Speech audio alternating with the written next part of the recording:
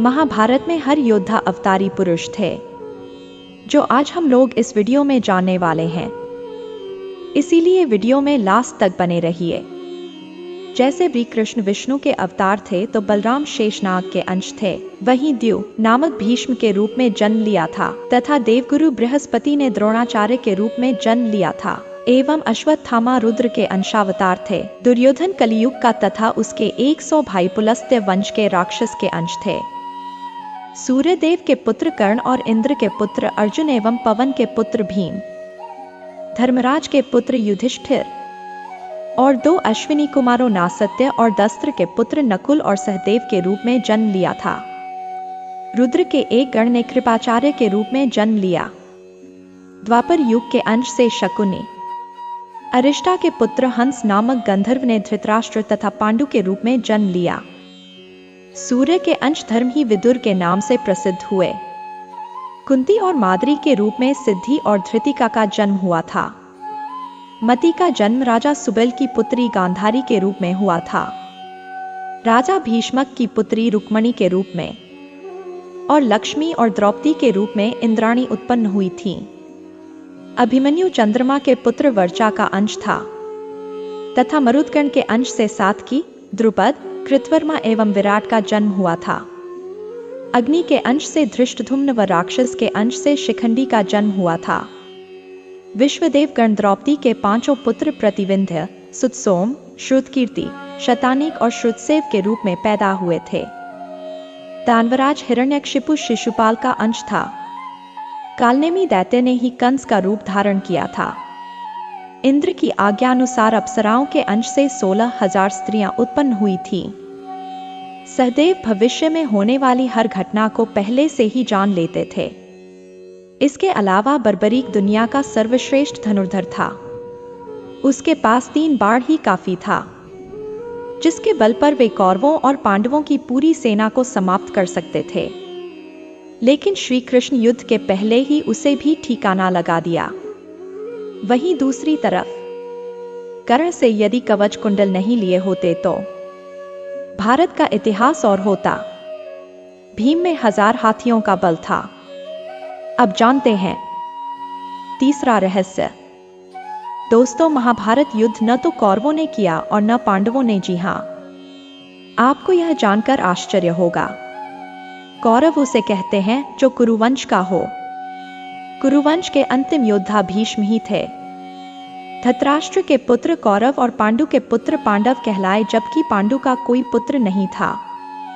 पांडु पत्नी कुंती और माद्री ने देवताओं का आह्वान किया था, जिससे उन्हें 5 पुत्र उत्पन्न हुए थे। दूसरी ओर 100 कौरवों का जन्म वेद व्यास की कृपा से हुआ था।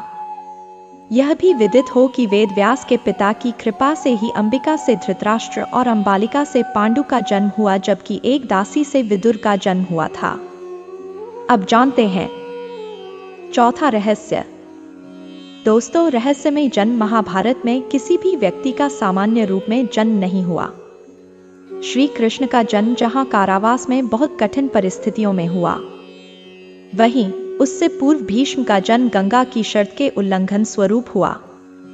भीष्म ने जब ब्रह्मचर्य की प्रतिज्ञा ले ली तो वंश को आगे बढ़ाने का संकट उत्पन्न हुआ। शांतनु की दूसरी पत्नी सत्यवती के 2 पुत्र हुए। इसमें से जीवित बचे विचित्रवीर्य की 2 पत्नियां अंबिका और अंबालिका ने निगोद द्वारा अंबिका से धृतराष्ट्र, अंबालिका से पांडु और दासी से विदुर का जन्म हुआ। इसी तरह धृतराष्ट्र और पांडु को जब कोई पुत्र उत्पन्न नहीं हुआ तो फिर से यही वेदव्यास काम आए। अब आप सोचिए, इन्हीं 2 पुत्रों में से एक धृतराष्ट्र के यहाँ जब कोई पुत्र नहीं हुआ तो वेदव्यास की कृपा से ही 99 पुत्र और 1 पुत्री का जन्म हुआ। दूसरी ओर पांडु की 2 पत्नियां कुंती और माद्री थीं। दोनों से ही पांडु पुत्र उत्पन्न नहीं कर सके। तब कुंती ने क्रमशः धर्मराज, इंद्र और पवन देव का आह्वान किया तो युधिष्ठिर, अर्जुन, भीम उत्पन्न हुए।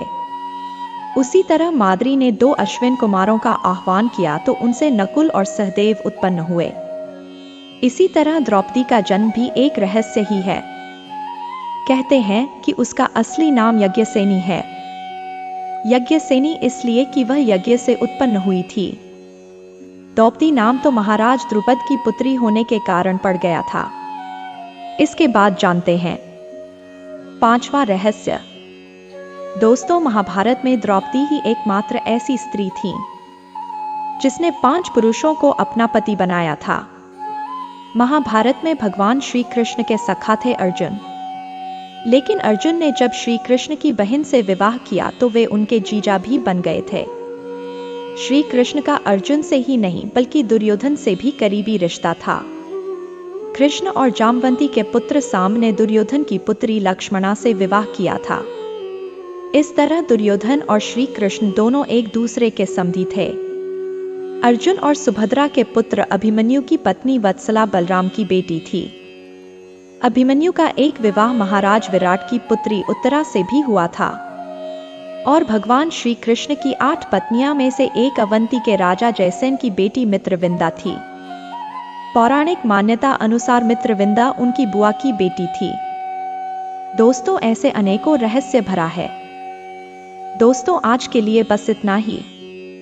ऐसे ही ज्ञान प्राप्त करने के लिए वीडियो को लाइक और फॉलो जरूर करें। जय श्री कृष्ण।